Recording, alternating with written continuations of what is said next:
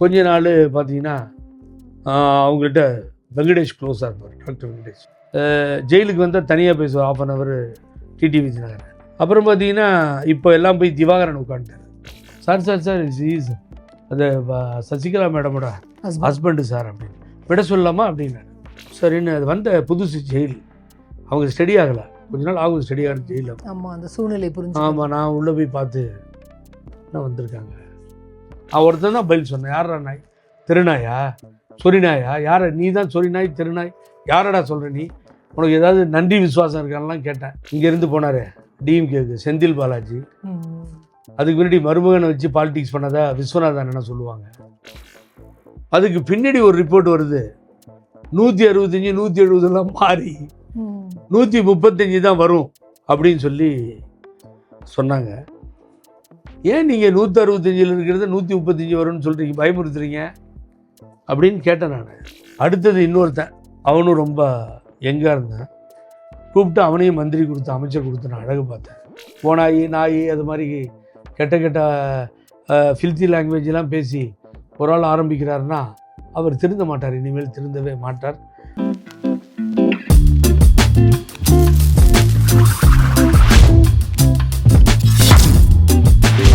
இதை சீக்ரெட்டான விஷயம் உங்களுக்கு நான் சொல்கிறது என்னென்னு கேட்டிங்கன்னா, வராங்க உள்ளே, ரொம்ப லேட்டாக வந்தாங்க, ஒரு 1/2 hour, எப்பயுமே லேட்டாக வரமாட்டாங்க. வந்து உட்காந்தவுடனே ஆஃப்டர் பெங்களூர் இன்சிடென்ட்டுக்கு பின்னாடி இது நடந்த செயற்குழு, கடைசி செயற்குழு, ஐ திங்க் 2015 16 வந்து உட்காந்துட்டு, எனக்கு இங்கெல்லாம் வர்றதுக்கு இஷ்டமே இல்லைங்க, இதை எலெக்ஷன் கமிஷனுக்கு இந்த செயற்குழுவை நடத்தி அனுப்பணும்னு என் உயிரை எடுத்துகிட்டு இருக்காங்க, அதனால் இங்கே வந்தேன். நான் இங்கே வர்றதுக்கும் இஷ்டம் இல்லை, இவங்க பண்ணுறது இவங்க பார்க்குறதுக்கும் இஷ்டம் இல்லைன்ட்டு ஓப்பனா ஷாக் எவ்ரி ஒன். இல்லை, எனக்கு முதல்ல சொன்னாங்க 165 சீட்டு வரும் அப்படின்னு சொன்னாங்க. சென்ட்ரல் இன்டெலிஜென்ஸ் தான் ரொம்ப சரியாக இருக்கும் ஸ்டேட் இன்டெலிஜென்ஸை விட. இவன் நமக்காக ஏதாவது சொல்லிடுவான், அவன் பார்க்க மாட்டான். ஆனால் அன்ஃபார்ச்சுனேட்டாக என்ன போச்சுன்னு கேட்டிங்கன்னா, அதுக்கு பின்னாடி ஒரு ரிப்போர்ட் வருது, 165 170 மாறி 135 தான் வரும் அப்படின்னு சொல்லி சொன்னாங்க. ஏன் நீங்கள் 165 இருக்கிறத 135 வரும்னு சொல்கிறீங்க, பயமுறுத்துறீங்க அப்படின்னு கேட்டேன் நான். உங்கள் ஸ்டேட்மெண்ட்டை நம்ப ரெடியாக இல்லை, நீங்கள் சென்ட்ரல் கவர்மெண்ட் சென்ட்ரல் இன்டெலிஜென்ஸ் நான் கேட்டு சொல்கிறேன் போங்கன்ட்டேன். அவனை கேட்டா அங்கே சென்ட்ரல் இன்டெலிஜென்ஸ் 135 130 குறைச்சிட்டான். என்னடா 165 அப்புறம் 135 130ங்கிறாங்க, எல்லாம் குறைஞ்சி போயிட்டே இருக்க, என்ன விஷயம்?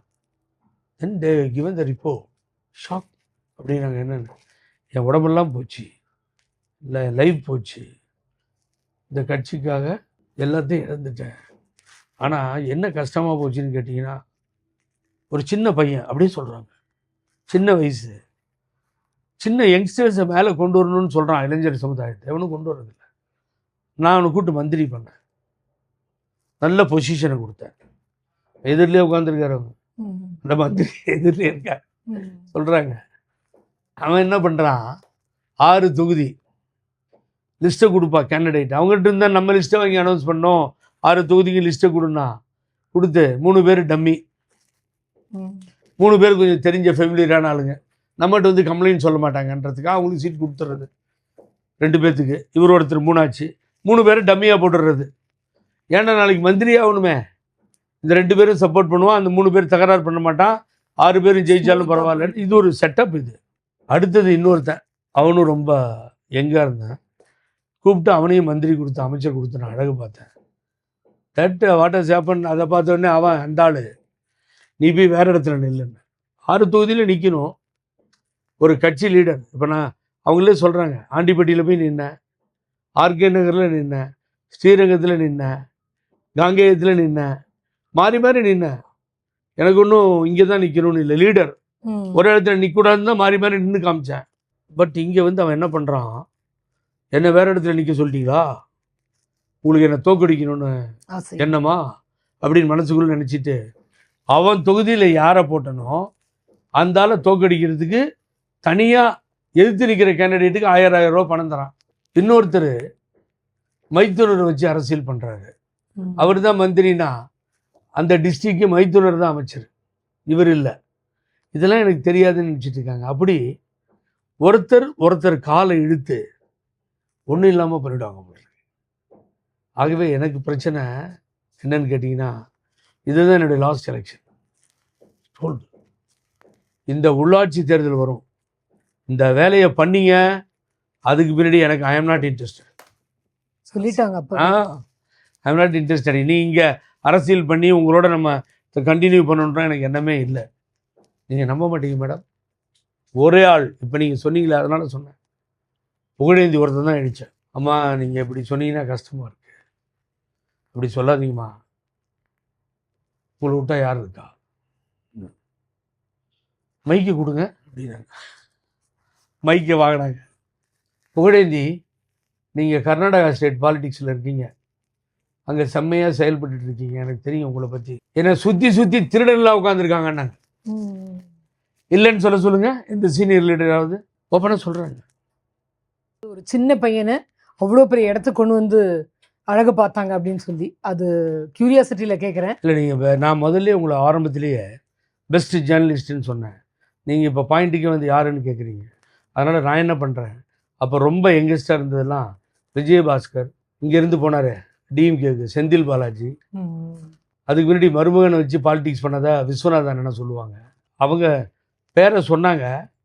பட் நான் உங்கள்கிட்ட மொத்தமாக ஒரு குரூப்பை சொன்னேன்னே தவிர நீங்களா விஷயத்துக்கு வரல. இல்லை யூகம் பண்ணிக்கோங்க, உங்களுக்கே லெஃப்ட் யூ உங்களுக்கே விட்டுட்டேன். சசிகலா தான் அடையாளம் காமிச்சு எடப்பாடியார் வந்து முதல்வர் ஆனார். ஸோ இப்போ சசிகலாவே வந்து ரெண்டு பக்கமும் இணைச்சி அதை வந்து ஒருங்கிணைச்சி அதை கொண்டு வர முடியாதுன்னு நினைக்கிறீங்களா நீங்கள்? நானுங்க உங்கள்கிட்ட ஓப்பனாகவே பேசணும். என்னென்னா, அவங்க பல விஷயங்களை கடந்து வந்தாங்க, சிறைக்கு போனாங்க. என்னென்னு பார்த்தீங்கன்னா, ஆட்சி அதிகாரத்தெல்லாம் காப்பாற்றி கொடுத்துட்டு போனாங்க. நம்ம போய் சொல்லக்கூடாது. அந்த ரிசார்ட்டில் அந்த அம்மா உட்காரலன்னா, அன்னைக்கு கூவத்தூர் ரிசார்ட்டில் அவங்கவுங்களுக்கு வேணுங்கிறத பண்ணி கொடுக்கலன்னா என்ன நடக்கும்? அதையெல்லாம் உட்காந்து பண்ணிச்சு இல்லையே. அம்மா ஆட்சி போகக்கூடாதுங்கிறதுல போகிற நேரத்தில் தினகரங்கிட்ட தான் துணை பொதுச் செயலாளர்னு பண்ணி எல்லாத்தையும் ஒப்படைச்சிட்டு போச்சு. அந்த கதையெல்லாம் எனக்கு தெரியுங்க கம்ப்ளீட்டாக. அவங்க திரும்பி வரும்பொழுது ஒன்றுமே இல்லாமல் போச்சு. எதுவுமே ஆட்சி அதிகாரம் எல்லாத்தையும் கரெக்டாக கையில் வச்சுருக்க வேண்டியவர் விட்டுட்டு இவரும் ஜெயிலுக்கு போயிட்டார். அவரை கூப்பிட்டு வந்து தலைவராக பண்ணோம். இதெல்லாம் நடந்தது. அம்மாவை கொண்டுட்டாங்கன்னு இன்னும் கூட தமிழ்நாட்டில் சில இடத்துல பல இடத்துல நான் சொல்லியிருக்கேன். கொலை பண்ணுறதுக்கு 33 வருஷம்லாம் தேவையில்லை, ஒரு 10-15 வருஷத்துலேயே கொலை பண்ணியிருக்கலாம் நினச்சிருந்தா. அது இல்லை. அவங்கள வச்சு அந்த குடும்பங்கள் சம்பாதிச்சது ஒவ்வொருத்தரும் 20,000 கோடி 30,000 கோடி இருக்காங்க அப்படிலாம் சொல்லுவாங்க. அதனாலேயே கூட இவங்க சிறை வரைக்கும் போயிருக்கிறதா நம்ம சொல்ல முடியுமா? இல்லை, அதில் வந்து கூட்டு சதி மொத்தமாக அவங்க சேரும். புனுகா ஜட்ஜ்மெண்ட்டில் என்ன பண்ணிட்டாரு, அந்த லக்ஸ் ப்ராப்பர்ட்டி குரோமா இப்படி ஏகப்பட்ட தனித்தனியாக அக்கௌண்ட்டை ஓப்பன் பண்ணி ஆப்ரேஷன் இல்லாமல் போனதையெல்லாம் கண்டுபிடிச்சி, ஆரம்பத்தில் இவங்களுக்கு என்ன சொத்து இருந்ததுன்றதெல்லாம் கண்டுபிடிச்சி, அது உள்ளெல்லாம் ரொம்ப டீப்பாக போய் அவர் கடைசியில் பண்ணார். அம்மா இறக்கும்போது குமாரசாமின்ற நீதிபதி அக்யூட்டல் பண்ணிட்டாங்க. அப்புறம் தான் சுப்ரீம் கோர்ட் இதை கன்ஃபார்ம் பண்ணுது. வித்யாசாகர் ஓடிடுறாரு, பதவி பிரமாணம் செய்து வைக்க இல்லை. சந்திரபாபு நாயுடு கேட்டார், எந்த ஜட்ஜ்மெண்ட் வரப்போகுதுன்னு எப்படி வித்யாசாகருக்கு தெரியும்லாம் கேட்டார். இதெல்லாம் உங்களுக்கு நீங்கள் பார்த்தீங்க கண்கூடா. அது நடந்தது துரோகம். அது ஆக்சுவலாக பண்ணியிருக்கணும். அவங்க ஜெயிலுக்கே ஒரு வாரம் கழித்து போகட்டும், வேறு விஷயம். பட் பதவி பிரமாணம் செஞ்சு வைக்காமல் போனது அரசியல் துரோகம். அதில் எனக்கு மாற்று கருத்து இல்லை. ஆனால் அவங்க வந்த பின்னாடி எதையெல்லாம் எதிர்பார்த்தமோ அது நடக்கலை. அவங்க என்ன சொல்கிறாங்க, சேர்த்து வைக்கிறேன், நான் சேர்த்து வைக்கிறேன், 26 அம்மா ஆட்சி வந்துடும், 21 வந்துடும். இது ஒன்றும் நடக்கலையே. எங்கே தப்பு நடந்திருக்குன்னு நினைக்கிறீங்க சார்? இல்லை அவங்க வந்து தினகரனை கொடுத்துட்டு போனாங்க. எனக்கு அந்த சீக்ரெட் தெரியும். இப்போ தினகரனுக்கும் சசிகலாவுக்கும் ஆகிறதில்ல. இவங்க 2 பேரையும் முதல்ல சேர்த்து வைக்கணும். இது சேர்த்து வச்சா தான் நீங்கள் இன்னொருத்தங்கள்ட்ட போய் பேச முடியும். ஓபிஎஸை பொறுத்த வரைக்கும் நான் நினைக்கிறது, அந்தமாக கூடும்போது ரொம்ப மரியாதையாக வந்துடுவார். அவர் வந்து தினகரன் கட்சியிலேருந்து தான் 75% ஓபிஎஸ்ட்டு வந்தோம், எல்லோரும் வந்தாங்க. இவர் என்ன பண்ணிட்டாரு, திருப்பி போய் தினகரனை பார்த்து வந்தவன் பூரா தலையில் அடிச்சுக்கிற மாதிரி பண்ணிட்டாரு. ஸோ இப்போ அவங்க 2 பேரும் நல்லா இருக்காங்க. அது ஒரு பார்ட் முடிஞ்சிடும். இப்போ இந்த அம்மாட்ட உட்காந்து பேசணும். அதுக்குரிய முயற்சியில் சசிகலா இப்போ இறங்குறதே இல்லை. வாயில் பேசிட்டே ஏமாத்துறாங்க. என்னை பொறுத்த வரைக்கும் மன்னிச்சிருக்கேன். அதாவது நீங்கள் என்னென்னா, ஒன்று நீ வரியா இல்லையா, வரலன்னா இதுதான் வழி, எனக்கு நான் தான் உன்னை சிஎம் பண்ணேன், என்ன துரோகம் பண்ணிட்ட நீ, எனக்கு என்னை அனாதை மாதிரி அரசியலில் நிறுத்திட்டேன், என்ன நான் பார்க்குறேன் நீயா நானான்னு சொல்லி அரசியலில் நீங்கள் இறங்கியிருக்கணும். அதுதான் உங்களுக்கு மக்கள்கிட்ட போய் பேசும்போது என்ன சொல்லிட்டு போயிட்டு இருக்கீங்க, எங்கேயோ அங்கே போகிறேன் இங்கே போகிறேன்னு போனீங்கன்னா இருக்கக்கூடாது. ஆக நான் சேர்த்துறேன்னா எவ்வளவு காலங்கள், உங்களுக்கு ஏஜ் என்ன, எலெக்ஷனில் கண்டெஸ்ட் பண்ண முடியுமா? Question mark. இவ்வளவும் தாண்டி நீங்கள் வெளியில் வரணும். ஆகவே அந்த பார்ட்டை பொறுத்த வரைக்கும் ஐ எம் நாட் ஹாப்பி. அவங்களோட முக்கியமான இடத்துல அவங்க இணைப்பை நான் தான் க்ளோஸ், மேற்கொள்ளணும். அவங்களுக்கு ம். ரொம்ப க்ளோஸ். அவ்வளோ க்ளோஸ் இல்லை. அவங்க செய்த நல்லதுன்னு தெரியும். நான் வரேன்னா உடனே பார்த்துட்டு இருந்தவங்க இந்த ஒருங்கிணைப்பு குழு ஏற்படுத்தின பின்னாடி ரொம்ப தயங்குறாங்க. எல்லாரையும் ஒன்றா சேர்க்குறது எப்போ சேர்க்குறது? ஒரு ஆள் தான் ஓனாயின்றான். அன்னைக்கு நாயின்னு சொன்னான் இவங்கள. நான் ஒருத்தன் தான் பதில் சொன்னேன். யாரா நாய்? திருநாயா? சொரிநாயா? யாரை? நீ தான் சொரிநாய் திருநாய். யாரடா சொல்கிற நீ? உனக்கு ஏதாவது நன்றி விசுவாசம் இருக்கான்லாம் கேட்டேன். ஆகவே ஒன்று நீங்கள் அரசியல் அதிரடி இல்லாமலாம் எதையும் பண்ண முடியாது. அவங்க நினச்சிட்டு இருக்காங்க அம்மா இருந்த காலம் கூப்பிட்டா ஓடி வந்துடுவாங்கன்னு. அப்படி இல்லை. அது பண்ணவே முடியாது அஞ்சனா மேடம். நீங்கள் அது இம்பாசிபிள். அப்போல்லாம் நியாயம் தர்மம் எல்லாம் போயிடுச்சு. நீங்கள் பாடம் சொல்லி கொடுத்தா தான் காலந்தோறும் பாடம் கூறும் மாறுதல் இங்கே தேவையினார் தலைவர். அது அப்படி இருக்கு. தினகரன் வந்து தனியாக நான் கட்சி ஆரம்பிச்சிட்டேன் போயிட்டேன்னு சொல்லி அவர் அப்படியே தெய்வா வந்துட்டார். ரொம்ப கீழே போயிட்டார். பழைய ஓட்டெலாம் வாங்க முடியாது. ஒரு காலத்தில் நாங்கள்லாம் கூட இருந்தோம். அது ஒன்றாச்சு. ஓபிஎஸை பொறுத்த வரைக்கும் நல்லவர் வல்லவர் இல்லை. அவரோட இருந்தால் அவர் அண்ணனா நான் எதுவும் சொல்ல முடியாது. இப்போ நின்று கடுமையாக ஒரு ஆளாக நின்று போராடிட்டு இருக்கேன். ஒரு எதிர்த்து இப்போ அந்த ஸ்டே வெக்கேட் பண்ணிட்டோம். ஸ்டே வெக்கேட் பண்ணி ஒரு சாதனை பண்ணோம். அது அப்படி இன்னும் சசிகலா பற்றி நீங்கள் இன்னும் ஜாஸ்தி கேட்டிங்கன்னா இந்த 14 பேரும் போய் வந்து அழுது பார்த்த மந்திரிகள் உண்டு, காலில் விழுந்தவங்க உண்டு. அங்கெல்லாம் எவ்வளோ பேர் வந்தாங்கன்னு பார்த்த ஒரே ஆள் புகழேந்தி தான். ஒரு நேரத்தில் அவங்க நடராஜன் உள்ளே வந்துட்டார் கோர்ட்டுக்கு. நான் தான் சரண்டர் பண்ணுறேன் லாயரை வச்சு. அவர் உள்ளே வர்றார்.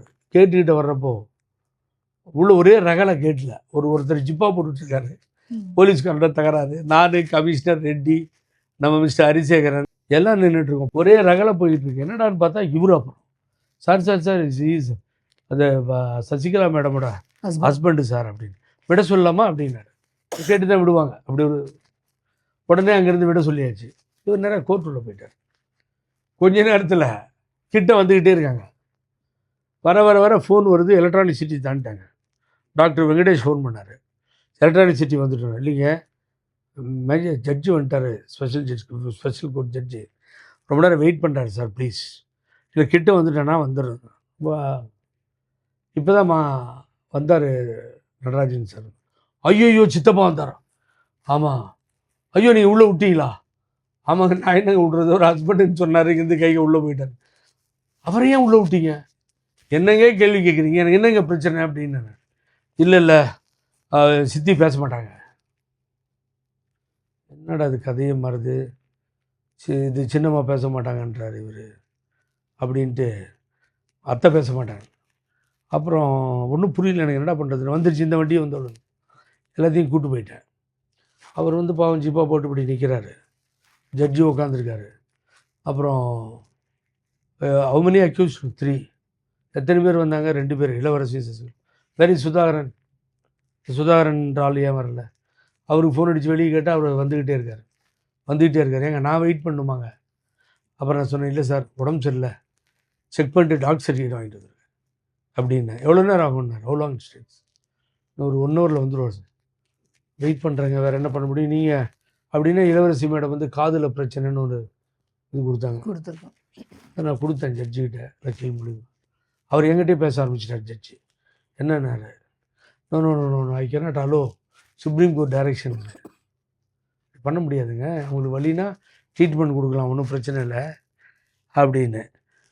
அப்புறம் நான் என்ன பண்ணுறேன், இவரை மறைச்சி நிற்கிறேன். அவங்க பார்த்துடக்கூடாதுன்னு இப்படி நடுவில் நிற்கிறேன். என்னாலும் கஷ்டம், 4-5 பேர் தானே உள்ளே இருக்கோம். ஆனால் அவங்க திரும்பவே இல்லை. சைடில் எப்போ பார்த்தாங்களோ இல்லையோ தெரியல, ரெஸ்பான்ஸ் இல்லை. இப்படி திரும்பி ரொம்ப இருக்கான். அப்புறம் நான் கம்முன்னு அப்படியே விட்டாச்சு. அப்போ கொஞ்ச நேரம் வெயிட் பண்ணுங்கள், அவரும் வரட்டும் சொல்லிவிட்டு உள்ளே ஜட்ஜி போயிட்டார். அப்போ வெளியில் வெராண்டா கொஞ்சம் நல்லாயிருக்கும், அதை உட்காந்தா தண்ணி வேணும்னாங்க. ஆஃப்டர் கஸ்டடி நீங்கள் தண்ணியெலாம் கொடுக்க மாட்டாங்க. அவர் கமிஷனர் ரிக்வஸ்ட் பண்ண புகழேந்தி கொடுங்க. செக்கு எழுதி கொடுத்தாங்க 2. பாரதின்னு ஒரு ரிட்டையர்டு ஜட்ஜ் இருந்தார், நம்ம தமிழ்நாடு. அவர் வக்கீலாகிட்டார். அவர்கிட்ட ஒரு முன்னாடி தான் சைன் பண்ண கொடுத்தாங்க, தண்ணி கொடுத்தாங்க. இப்படியே நிற்கிறார் பக்கத்தில் மிஸ்டர் நடராஜன். என்கிட்டயே பேசிகிட்டு இருக்காங்க, திரும்பி கூட பேசவே இல்லை. நான் என்னன்னு சொல்கிறது, ஏன்னா தூரமாக இருந்து அவுட் சைடு இருந்தாங்கன்னா அண்ணன் வந்திருக்காங்கன்னு சொல்லலாம். பக்கத்தில் நிற்கிறாங்க தெரியுது, பேசவே மாட்டாங்கிறாரு. அப்படியே நின்னவர் அப்படின்ட்டு அப்புறம் சுதாகரன் வந்தார். அவர் வந்து ஃபஸ்ட் கிளாஸ் நல்ல காலம் அந்த இது எடுத்து வந்தார், இன்கம் டேக்ஸு அசஸ்மெண்ட். அப்புறம் அதெல்லாம் வாங்கிட்டாங்க. வாங்கி பார்த்துட்டு ஜட்ஜு ஆர்டர் போட்டார், இப்போ லா பர்மிஷன் தென் ஃபஸ்ட் கிளாஸ் கொடுக்கலாம் எல்லாத்துக்கும். அவங்களுக்கு எங்கன்னாரு, அவங்க கொடுக்கல, எடுத்துகிட்டு வரல. அது ஒரு பெரிய கொடுமையான கதை. கடைசி வரைக்குமே கொடுக்காம ஏமாற்றிட்டானுங்க. இல்லைன்னா அந்த அம்மாவுக்கு ஃபஸ்ட் கிளாஸ் கிடச்சிருக்கும், இன்னொரு கேஸ் வந்திருக்காது. சொந்தக்காரனுக்கு ரொம்ப நல்லவனுங்க, அதனால் ஏமாற்றி குட்டிச்சோறு பண்ணிட்டானுங்க. போராடி விட்டேன் போய் தொலைதுன்னு. இந்த சொத்துக்காக அலையிறானுங்க இந்த அம்மா கூட, தவிர அது நல்லது பண்ணணும்னு எவனும் இல்லை. அது எனக்கு தெரியும், பர்சனலாக அது தெரியும். ஸோ 2வது இதான உடனே நடராஜன் ஸ்டே பண்ணிட்டார். 3-4 நாள் அங்கே இருந்தார். அப்புறம் ஒரு நாள் என்கிட்ட வந்தார். 4வது நாள் இந்த பெட்ஷீட்டு, பில்லோ, இந்த கேஸ் சம்மந்தப்பட்ட ஒரு ஃபைலு எல்லாம் கொடுத்துருங்க போகுது. இல்லைண்ணா நீங்கள் வந்து போய்கிட்டே இருக்கீங்க, பார்க்காமலே இருக்கீங்களே, நான் வந்து ஒரு நாள் எனக்கு டைம் கொடுங்க. சரின்னு அது வந்த புதுசு ஜெயில், அவங்க ஸ்டடி ஆகலை, கொஞ்ச நாள் ஆகும் ஸ்டடி ஆகிற ஜெயிலில். ஆமாம், அந்த சூழ்நிலை புரிஞ்சு. ஆமாம், நான் உள்ளே போய் பார்த்து என்ன வந்திருக்காங்க, கோர்ட்லேயும் நீங்கள் பேசவே இல்லை, இப்போ அவங்க வந்து இந்த பெட்ஷீட் அதில் கொடுத்துரு பார்க்கணும்னு சொல்கிறாங்க.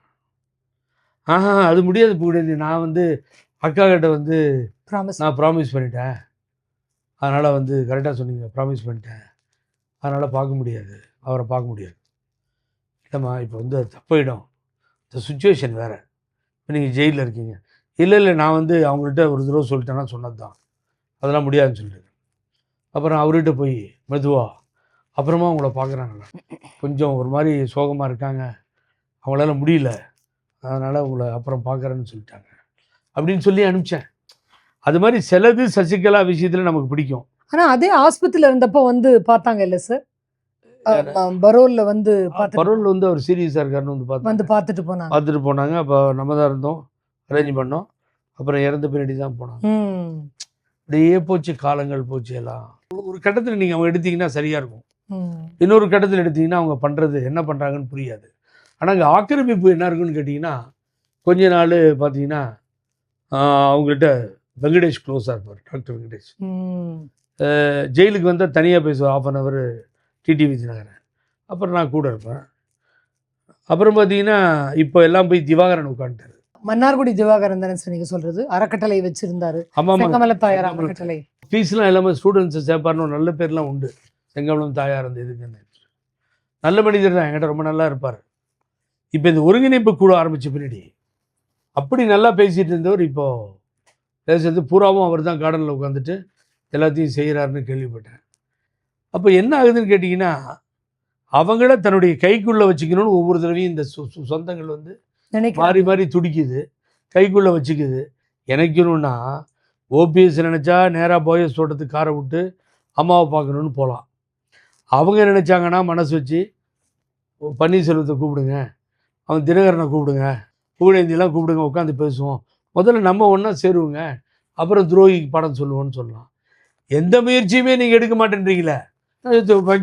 எப்போ இனி இந்த ஒருங்கிணைப்பு குழுவால் எங்களெல்லாம் மற்றவங்களெல்லாம் சேர்த்து வைக்க முடியுமான்னு ஒரு டவுட் கேள்வி ஐயப்பாடு எழுந்துருச்சு. ரொம்ப கஷ்டமாக இருக்குது. இது எங்கே போய் முடியும், சேர்த்து வைக்க முடியுமான்னு. ஏன்னா ஓனாயி நாய் அது மாதிரி கெட்ட ஃபில்த்தி லாங்குவேஜெலாம் பேசி ஒரு ஆள் ஆரம்பிக்கிறாருன்னா அவர் திருந்த மாட்டார், இனிமேல் திருந்தவே மாட்டார். மூத்த லீடர் செங்கோட்டையன் பார்த்தீங்கன்னா அந்த கோபி ஹிபிலாம் அவர் தான் ஹீரோ. தோல்வியை கண்டறியாத ஓபிஎஸ் மாதிரி தலைவர். இவரெலாம் நிறைய தடவை தோற்றுருக்கார். இபிஎஸ் செங்கோட்டையன் என்ன ரூட் போட்டு கொடுக்குறாரோ அந்த ரூட்டில் தான் போவாங்க அம்மா அப்படின்னு சொல்லுவாங்க. கரெக்ட். அவர் இல்லாமல் ரூட் இல்லை. ஒரு தடவை இப்போ புத்துசாமி போட்டு அவர் போட்டு தூத்துக்குடியில் ஃபெயிலியர் ஆகிடுச்சது. பக்கத்து பாயிண்ட் அவங்களே கண்டுபிடிச்சிட்டாங்க. நானும் கூட இருக்கேன். செங்கோட்டையனை கூப்பிடுட்டேன். அவர் விடிய காலையில் வந்தார். என் செல்லை கூட வாங்கி யாருக்கும் கொடுத்துட்டாரு. யாரும் ஹாப்பியாக இல்லை. நான் பேர் சொல்ல முடியாது. தினம் என்னோட பேசிகிட்டு இருக்காங்க. அண்ணா விடாதீங்க, நான் இந்த ஆளுன்னு அவங்களே எனக்கு சொல்லிக் கொடுக்குறாங்க. கோர்ட் ஆகட்டும் எதாகட்டும், விட்டுறாதீங்கன்னான்னு. ஆகவே எந்த நேரமும் அனைத்து இந்திய அண்ணா திராவிட முன்னேற்ற கழகம் இந்த மாபெரும் இயக்கம் அம்மா சொன்ன மாதிரி 100 வருடங்கள் தொடரும் என்றது நம்பிக்கையோடு சொல்கிறேன். இவர் தலைமையிலிருந்து தூக்கி எறியப்படுவார், ஒரு புரட்சி வெடிக்கும். நான் மேடையிலிருந்து பார்த்தேன் கோயம்புத்தூரில், நீங்களும் சேகர் பாபுவும் ஒரு பெரிய ஸ்பீக்கர் கீழே விழுந்துருன்னு சொல்லி 2 பேரும் பிடிச்சி நின்றுட்டு இருந்தீங்களே. நம்ம என்னம்மா அதை கவனிச்சிங்களான்னு எல்லாம் கவனித்தேன். நான் பேசி முடிக்கிற வரைக்கும் ஸ்பீக்கரை பிடிச்சி நின்றுட்டுருக்கீங்க நீங்கள். இதே வார்த்தை கூப்பிட்டுருக்காங்க. மாறுதலே இல்லை. இதே வார்த்தையை என் ஃபேமிலியை வச்சுக்க, இதே வார்த்தையை சொல்கிறாங்க. அங்கே போய் மாட்டிக்கிட்டீங்க, அங்கே யாராவது போட்டுக்கலாம் வந்துருங்க அப்படிங்கிற அந்த நேரத்தில் எங்கிட்ட இருந்த அந்த ஆன்சர் என்னன்னு கேட்டிங்கன்னா,